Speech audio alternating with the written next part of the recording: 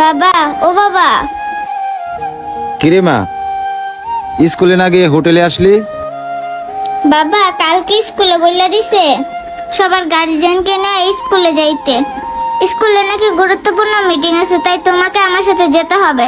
এই জন্য আমি স্কুলে না গিয়ে তোমাকে নিতে আসলাম, তোমাকে সাথে নিয়ে স্কুলে যাব বলে। মারে, তুই কি জানিস তোর স্যার ম্যাডামেরা আমারে কি জন্য স্কুলে ডাকছে? না বাবা, আমি তো সেটা জানি না, শুধু বলছে সবার গার্জিয়ানকে ডেকে নিতে। তাই তো আমি তোমাকে স্কুলে নিয়ে যাওয়ার জন্য হোটেলে আসলাম। বুঝতে পারছি তোর স্কুলের স্যার ম্যাডামরা কিসের জন্য ডাকছে। হয়তোবা তোর স্যার ম্যাডামেরা নতুন কোনো বাহানা ধরছে গার্জিয়ানদের কাছ থেকে কিছু টাকা আদায় করার জন্য। মারে, তোর একটা কথা বলি শোন, তোর না স্কুলে পড়তে হবে না। কেন বাবা, হঠাৎ করে এই কথা বলতাছো? মারে, তুই তো এখন আর আমাদের বাংলাদেশের খবর জানোস না। বাংলাদেশে এখন লেখাপড়ার কোনো মূল্যই নাই। এই যে দেখ, তোর সোহাগ আঙ্কেল IBA পাস করে অনেক জায়গায় চাকরির জন্য দৌড়াদৌড়ি করছে, কিন্তু কোথাও চাকরি মিলছে না। তোর সোহাগ আঙ্কেল লেখাপড়ার পিছনে যা টাকা খরচ করছে, তোর আঙ্কেল যদি লেখাপড়ার পিছনে খরচ না করে আমার মতন হোটেল দিত, তাহলে আজকে বেকার হয়ে পথে পথে ঘুরতে হতো না। এই জন্য বললাম রে মা, বাংলাদেশে লেখাপড়ার কোনো মূল্যই নেই। তুই আজ থেকে স্কুলে না গিয়ে আমার হোটেলে বাবার কাজে একটু সাহায্য কর। ঠিক আছে বাবা, তুমি যা বলবা তাই হইব। তবে বাবা, আমার লেখাপড়া শেষ করে বড় কিছু হওয়ার ইচ্ছা ছিল। এখন তুমি আমাকে যে কথা শোনাইলা, এখন নাকি লেখাপড়ার কোনো মূল্যই নেই।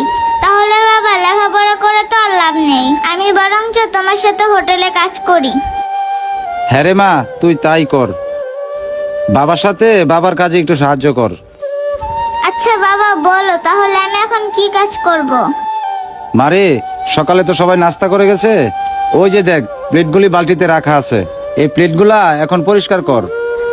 আচ্ছা ঠিক আছে বাবা, যাই ব্যাগটা রেখে বাবাকে একটু সাহায্য করি।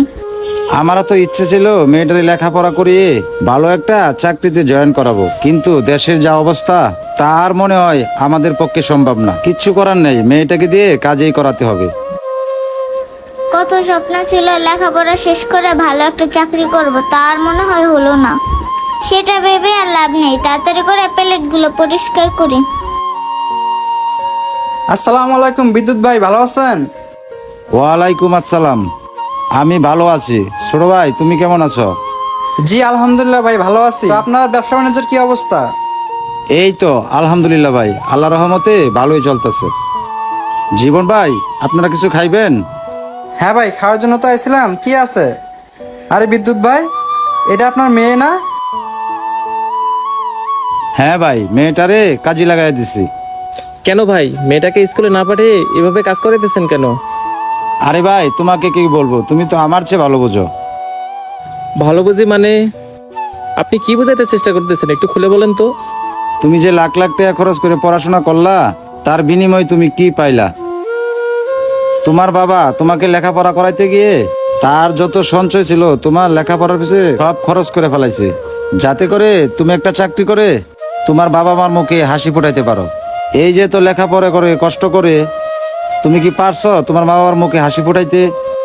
তোমার বাবা মা তোমার লেখাপড়ার প্রতি এত টাকা পয়সা খরচ না করে যদি আমার মতো একটা হোটেল দিত, তাহলে আর তোমার বেকার হইয়া পথে পথে ঘুরতে হতো না। বিদ্যুৎ ভাই, আপনি যে কথাবার্তাগুলো বলছেন, আপনার কথায়ও যুক্তি আছে। তবে আপনি যে একটা জিনিস খেয়াল করে দেখেন, এই যে আপনার পাশের দোকানদার, সে কিন্তু 5 পয়সা করেনি। ওই দিন কি ঘটনা ঘটে গেছে আপনি তো জানেনই। ওই আঙ্কেলের ছেলে বিদেশ থেকে টাকা পাঠাইছিল, কিন্তু সে লেখাপড়া জানে না, সেজন্য পিন নাম্বার দিয়ে বিকাশ থেকে টাকাও বার করতে পারে না। সেজন্য পিন নাম্বার আরেকজনের দিয়ে টাকা উঠাইছিল। শেষে কি হইলো, তার সমস্ত টাকা হ্যাক করে ওই ছেলেটা নিয়ে গেছে। যদি ওই আঙ্কেলের লেখাপড়া থাকতো, তাহলে আর ওনার সাথে এই কাজটা হতো না। তাই বলি কি ভাই, আমাদের সকলেরই উচিত আমাদের ছেলে মেয়েদেরকে নিম্ন হলেও SSC পাস করার প্রয়োজন, যাতে করে ওই আঙ্কেলের মতো আমাদের সকলকে দালাল চক্রের হাতে না পড়তে হয়। জীবন ভাই, আপনি তো কথাটা ঠিকই বলছেন। আমি তো আপনার মতো করে কখনো ভাবি নাই। না, আমি ভাবছিলাম মেয়েটাকে আর লেখাপড়াই করাবো না। এখন আপনার কথা শুনে বুঝলাম মেয়েটাকে অন্তত SSC পাস করাইতে হবে। ভাই, আপনারা এইদিকে বসেন। মা সোহানা, এদিকে আ। জি বাবা, আসতাছি। বুঝলাম না জীবন আঙ্কেলের কথা শুনে বাবা কেন আবার ডাকতাছে, যাই দেখি। জি বাবা, বলো। মারে, তোর আর থালি বাসন পরিষ্কার করতে হবে না, চল তোদের স্কুলের মিটিং এ যাই। আসসালামু আলাইকুম বন্ধুরা, আমাদের গল্পটি ভালো লাগলে অবশ্যই লাইক কমেন্ট শেয়ার করে সকলকে দেখার সুযোগ করে দেবেন। ধন্যবাদ সবাইকে।